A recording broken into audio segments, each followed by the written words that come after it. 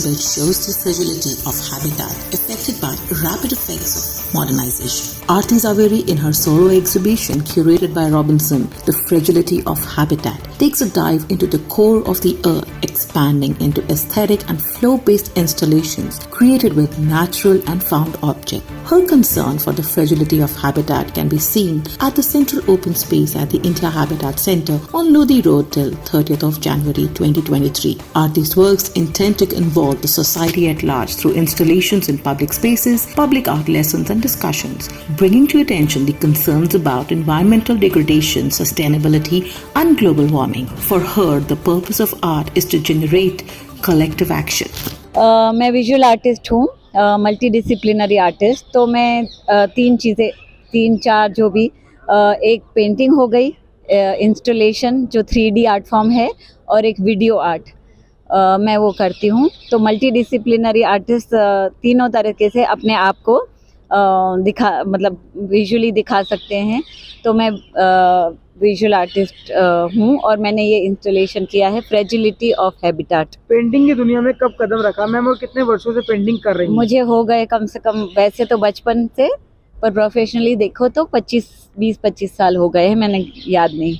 अक्सर जो पेंटर होते हैं हाँ वो जी, ब्रश का यूज करते हैं, लेकिन हाँ जी, आपने यहाँ पे ब्रश का यूज कम करके हाँ टाट और सुतली का यूज किया हाँ है। जी आप जी इससे क्या दर्शाना चाहती हैं और क्या क्या चीजें बनाई हैं आपने? जी। तो यहाँ पे मैंने नेचुरल चीज़ें ली है जो हमारे प्रकृति से आती है। तो जूट हो गया, बैम्बू है, और जो सुतली होती है, हाँ, तो वो तीनों चीज़ से ही मैंने पूरा इंस्टॉलेशन दर्शाया है। और ये 3D आर्ट फॉर्म है, तो 3D आपको चीज़ से बना के बताना है।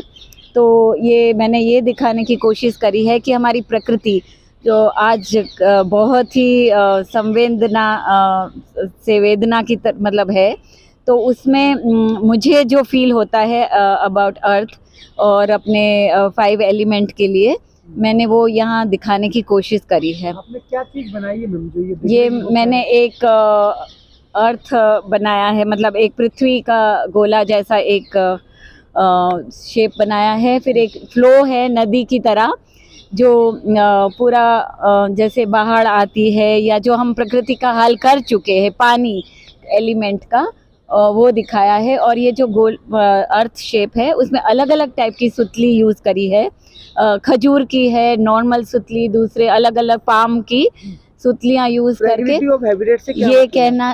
ये कहना चाह रही हूँ मैं कि हमें अलग अलग होते हुए भी एक होके हमें अपनी पृथ्वी को बचाना है, क्योंकि पृथ्वी में सारे कहीं पानी है, कहीं ज़मीन है, कहीं उस तरह से। तो अलग अलग शेप से मैंने उसको पूरा बनाया है। इस पे आपने कुछ लिखा भी हुआ जो टाट के बोले थे, इसमें मैसेज है, क्या मैसेज है उसमें? मैं ये मैसेज देना चाह रही हूँ कि हमने सालों से काफ़ी ये हाल किया हुआ है, संवेदना को लेते कर दिया है, पर फिर भी एक आशा है। एज एन आर्टिस्ट मेरे को ये लग रहा है कि आज भी हम थोड़ा सा ध्यान रखें।